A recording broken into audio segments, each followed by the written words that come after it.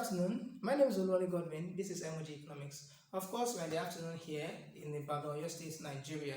Today we shall be talking about business cycle. Now we must note that the business cycle is otherwise known as the boom-bust cycle,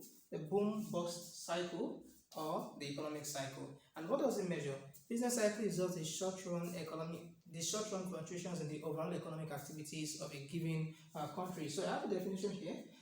Business cycle, this is also known as the boom-bust cycle or the economic cycle. It is the short-run fluctuations in the overall economic activities leading to periods of contractions and expansions that may be sharp or not. They may happen very quickly and they may not happen very quickly. So that's the meaning of sharp or not. So I've got a graph here, a simplified graph of a business cycle. You are not going to have a business cycle of any country like this, as simple as this anywhere in the world. Okay, but in order to understand the complex business cycles, we just have to know the underlying workings of a typical business cycle. So on the y-axis, I have, or the vertical axis, I have the actual real GDP, and on the horizontal axis, I have the year. Now, what concerns economies basically about this business cycle is that economies usually, or they used to think that an economy should grow over time. An economy should grow over that is what an economy can produce over time should continue to increase. Okay, but then what they've discovered, which is what is shocking, is that there is something called the business cycle, which is that there's going to be a fluctuation. Okay, instead of having the economy growing on a straight line like this represents the potential real GDP of this country. Okay, let's call it country A. Instead, the country has an actual real GDP that is like this.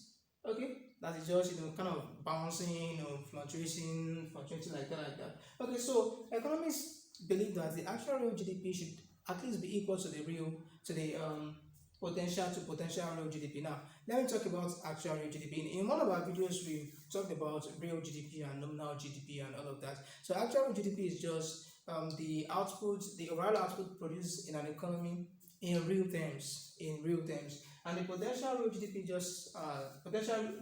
is the overall output that an economy can produce if it utilizes its resources efficiently, if it uses its labor efficiently, if it uses its capital efficiently, and every other factor of production in that country. But then, so there is something like this. So we kind of have a deviation from the potential real GDP. Okay, so business cycle is all about how much is the actual real GDP. So I have it here. A dot, okay, A means actual, okay, actual, what is it, how does the actual real GDP, how much does it deviate away from the potential real GDP? Okay, so we can say that this particular economy is, just bouncing all around like that. So we have features of a typical business cycle. Okay, we have something we call the expansion. Expansion is when the economy is doing well, okay, when the real GDP, the growth of the real GDP is positive, okay. The country was able to produce, let's say, $2.9 billion worth of goods and services last year, and this year 3.6 billion, on and on like that. So this economy is great, it's expanding. Then it gets to its peak, okay, peak meaning the highest point, before it's then experienced a contraction. Okay, it starts falling. That is what it can produce now. What it is producing and not what it can produce. We are talking about the actual GDP. Okay, what it produces now starts to fall. Okay, maybe the peak is, let's say, 30 over the years. Let's say $30 billion worth of goods and services. So from there, it experiences a contraction. Which is maybe 20-something billion, on and on like that. Now, a contraction is not necessarily a bad thing, okay, because an economy cannot really sustain that peak, and I'm going to explain that towards the end of this video. So you just have to keep watching, because look at it here. This peak, when it's contracted initially, the contraction occurred at a point that is still above the potential GDP of this particular country. So a question might be in your mind as, okay, how can the actual real GDP of a country be greater than the potential real GDP of the country? Okay. When we say actual is what an economy eventually produces, and potential GDP is what it can produce if it's efficiently utilizes its resources. So how can I say I can do more than my potential? So it's just like asking you to do more than your potential. So is that possible? Of course, it is possible. So now, what is the difference? You see, potential GDP is just saying, if you use labor efficiently, and what is efficiently? If you use labor, maybe labor starts working, let's say efficiently is defined as 8 to 4 or 9 to 5, like 8 hours of work per day. Okay, then you multiply that by a week, so that's Monday to Friday. So 8 times 5 is 40 hours. Okay, so now whatever laborers produce like that is going to be the potential GDP of laborers, okay, in that particular country and that particular year. But there could be stuff that will happen that would make laborers to work for, let's say, 10 hours in a day, and in fact that will make them work from Sundays to Saturdays. Okay, now look at it. They are working beyond what we've calculated as what they can potentially do. Okay, so if they start working for 10 hours per day, that's they multiply it by 7 days, so they are working 70 hours instead of 40 hours. So in that case, whatever they produce is going to be greater than what the potential GDP stated that they are going to produce. So that is what is exactly happening. So a contraction that happens at points greater than the potential GDP is still something it's just like something like a slowdown, like a just calm down. This thing is getting too intense. Okay, let's just calm the economy down. So it's not really much of a big deal. Now it becomes a big deal when it is prolonged. So when a contraction is prolonged, it becomes a recession. It becomes a recession. And during the recession, people lose their jobs. Aggregate demand falls. People don't get a demand for goods and services the way they are supposed to. Firms lay off workers. Firms don't even invest. Some firms will even shut down. All of those bad things starts to happen. Okay, and a lot of bad things start to happen. Then you discover that the governments become concerned. Okay, the government wants to bring the economy out of recession. That is for significant number of reasons. First, this economic hardship on people is going to be too great, or let me say the economy generally. So the economic hardship on the economy is going to be too great, and you see that the government will just try to do whatever it can do to make sure that the economy moves out of recession. And also the government is also interested in moving the economy out of recession in order to score a political point. Okay, you know that elections happen a lot of everywhere now. We have democracy. After some years, typically 4 years, we have new president comes in, a new governor comes in, and on and on and on like that. So if a president can score a political point and say, okay, it was my regime that brought this country out of a recession, it's a good way to start, towards the next presidential election. So that is that about that. Now we get to the end of this business cycle, and then we have a trough, which is the lowest point on the business cycle. So from there, we have an expansion again that is not as large as what happened here. After the expansion, we have another peak. So I call it a P. Then this is a contraction again, trough, on and on. So the cycle continues. That's why we call it a business cycle. The cycle continues. Okay, so on and on. This is another peak that was better than this peak. All of these things are happening in different years. So we have year on this axis, different years. Okay, so a question might come to your mind that can't potential GDP be equal to potential real GDP be equal to the actual real GDP? Of course, they can be equal. So they could get to points where okay, look at this point for example. I don't know equal here, of course, but then it's moved higher than that, and so on and so forth. Now, what are the features of an expansion? I've explained expansion. Okay, number one, economic growth. Now, when we're talking about economic growth, we're just talking about an increase in the total amount of goods and services that is produced in an economy in a given year. Okay, so that's what we are just talking about. If the GDP last year was a 30 billion worth of goods and services in naira, and in this year, which is let's say 35 billion, so there's an economic growth, so there's an increase between those 2 years. There's an increase. Okay, that's what economic growth is saying. So during an expansion, of course, more and more goods and services are being produced. So that is what we call economic growth. Economic growth is going to occur. Now, number two, we have higher employment. Of course, firms are the ones that engage in production, okay, in productive activities, and they have to use labor, and other factors of production. So they need to, as the more they produce, the more they tend to employ, the more they employ laborers, So they may even if the business were capital intensive, at least 1 or 2 laborers are still going to be brought in. So I know here we're not talking about a single firm. This is macroeconomics. So we're talking about firms in general, like it's cutting across all the firms or most of the firms in the country. So in one way or the other, a firm employs 2 more people, another one 3 more people, 4 more people, 5 more, 10,000 more people, and so on and so forth. So at the end of the day, we discover that there is higher employment, which is, in other words, lower, which is going to result into lower unemployment rate. Now, number 3, there is upward pressure on prices. Now, this is just a technical jargon. So what we are trying to talk about is inflation. Okay, so there's going to be an expansionary period is characterized by inflationary pressures as well. And why is that the case? Okay, fine. The aggregate demand for goods and services has increased, so firms need to do more work, they need to produce more in order to meet the rising aggregate demand during this period of expansion. So they need to employ more workers. Of course, this is a period where a lot of skilled workers will have to come into play. Okay, skilled and unskilled workers. But then to get unskilled workers may not be that difficult and may not be that expensive. But then you discover that firms start to compete for skilled laborers now.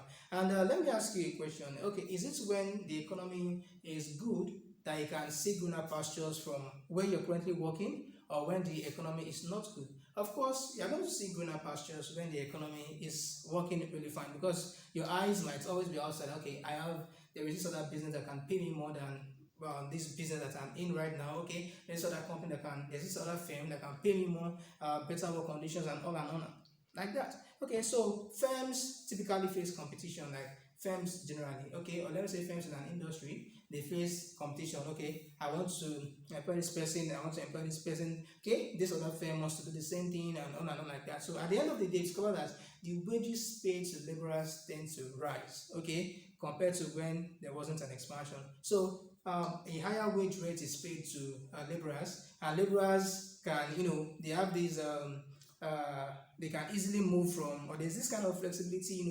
They are always on the look, they're always looking outside. Okay, let me see if a place is better than where I am. So every employer wants to pay the best wage rates that wouldn't make the laborer, the skilled worker now to leave the firm or the company. So that is exactly what I was. At the end of the day, we discover that the wage rates grows in that industry. So that is, and when you look at that across several industries in the economy, you discover that on average, wage rate is already rising. Now, what happens? Wage rates, an increase in wage rate simply means there's an increase in the cost of production. Okay, fine. During an expansion, the demand for the aggregate demand has risen, and the demand for many products or firms have also risen. So they discover what tends to happen is that firms then pass the increase in cost into the prices of the goods that they are charging. So at the end of the day, what is discovered is that prices tend to increase. Okay, so when that happens, over industries over several industries, or a lot of industries in the economy, there's going to be inflation, because inflation is just talking about an increase in the average price level. Okay, so that's going to cause inflation. That's not the only thing that will cause inflation. Remember that firms also demand, they're also going to the factory market to demand other factors of production. So at the end of the day, by the time every firm in an industry is going to the factory markets to demand for more factors of production, it could be steel, it could be this, could be that.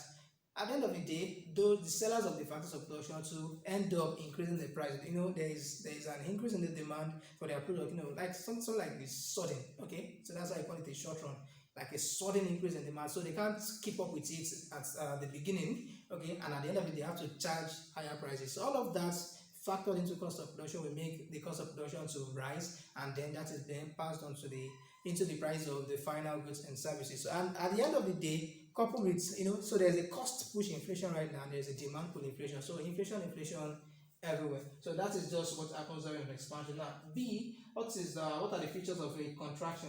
There's a slower output growth. So I've spoken about that. It's not inherently bad. Okay, contraction is not inherently bad. So there's slower output growth, but if it's prolonged, it becomes a recession, and then a prolonged recession becomes a depression, and the depression is just terrible. It is a very, very worse economic condition compared to a recession.